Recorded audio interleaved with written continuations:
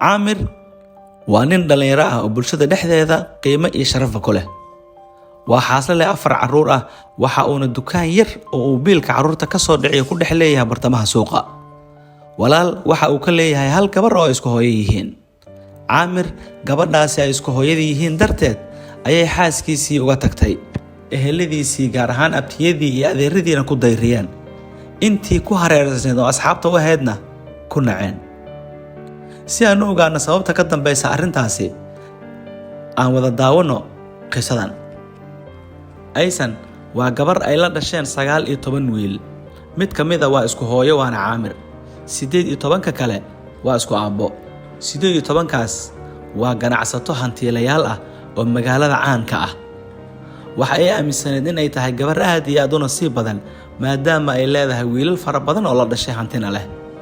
waxay aad u jecleed waxbarashada.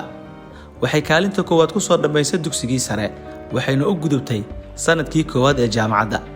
nasiib darro markii ay dhammaysay semesterkii koowaad waxaa la soo dirsay cudur ku qasbay inay waxbarashadii ka harto. walaalaheed kuwii ku aabbaha ahaa maadaama ay hanti fara badan lahaayeen, waxa ay geeyeen isbitaalkii ugu liitay uguna tayada yaraa magaalada. markii la geeyey isbitaalkii waxa uu sheegay in gabadhan uu haayo cudur aan dalka waxba looga qaban karin. iyagoo aan sii fikirin go'aan kalena gaarin, waxay dib ugu soo celiyeen guriga hooyadeed. caamir oo arrintaasi aad uga xumaaday ayaa waxa uu xaraashay dukaankii uu lahaa oo carruurta ka biilan jiray, waxa uuna walaashii ku geeyey isbitaalka ugu fiicnaa magaalada. nasiib darro baaritaan kadib isbitaalkiina waxa uu u sheegay inaan gabadha dalka waxba looga qaban karin, una baahan tahay in dibadda la geeyo, taa oo aan weliba la hubin waxa ay noqon doonto. aysan oo ka quusatay walaalaheed inta kale, rajabeelna ka ah, ayaa walaalkeed caamir u sheegtay inuu yahay qofka kaliya ay rajada ka sugayso, kana doonayso inuu dalka dibaddiisa geeyo si uu u soo daweeyo. weli kama aysan quusan nolosha, waxa la sheegayana ma aaminsano. wayna og tahay in walaalkeed caamir uusan waxba lahayn. caamir oo arrintaasi aad iyo aad ay u dhibtay, qalbigana ka gubtay, ayaa wuxuu go'aan ku gaaray inuu mar kale iibiyo guriga kaliya uu ku lahaa magaalada carruurtiisan u deganaayeen. iibinta gurigii arrintaasi waxaa ka hor yimid xaaskiisii.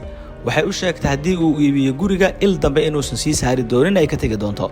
adeeradii, abtiyadii, ehelkiisii dadkii waayo arag ahana waxay u sheegeen cudurka haya aysan in ay u dhiman doonto. inta taariikhda lagu hayana qof uu haleelay cudurkaasi oo ka badbaaday lama hayo. sidaas daraaddeed waxay kula taliyeen inuusan guriga iska iibinin, walaashiina iska daayo ilaa ay ka dhimato. caamir arrintaasi waa u cuntami weysay, wuxuuna iibiyey gurigii, gabadhiina wuxuu u kaxeeyay dalka dibaddiisa. 8 bil oo la tacaalid ah kadib, aysan waa ay geeriyootay, waxa ayna walaalkeed uga tagtay dardaarankan. caamirow, walaalkayow, waad i caawisay oo ima cidlaynin. waxaad ii camirtay dunida, iyada oo qof waliba iga cararay baad ciidan ii noqotay. cadowgaaga allaha qabto, cimri dheer allaha ku siiyo, dhulkiisa ha kuu carfiyo, cid ku ciishana kuma tuso. waxaan alla kaaga baryayaa sidaad ii dul taagneed in khayrka kuu dul taagnaado, oo danahaada adduunyo si fudud kuugu fududeeyo. waxaadna heli doontaa wax aadan filanaynin. caamir oo aan wax niyad jab ah iyo shallayta midna ka qaban wixii uu sameeyay, dib wuxuu ugu soo laabtay dalkii, isaga oo shiid ah, wax uu haystana lahayn. qof waliba oo ka soo horbaxaahuna waxa uu leeyahay, soo hore kuuguma sheegay inay aysan noolaan doonin. gurigaagii iibisay, dukaankaagii khasaarisay, kuwii ku aabbaha ah oo kaa hanti fara badnaa ayaa caqligoodii isticmaalay oo hantidoodii dhaqaalaysta maadaama ay gabadhu sii socotay. adiga waa kaa meel cidla hadda soo fadhiistay. taladii waalidka iyo walaalaha diidaya maanta yaa ku daryeelaya. caamir oo arrintaasi dhag jalaq u siinin ayaa waxa uu bilaabay inuu la xarbiyo nolosha. muddo sannada kadib, waxaa maalin caamir soo wacay nin ganacsi uu kala dhexayn jiray oo lacag kala goostay 20 sano ka hor.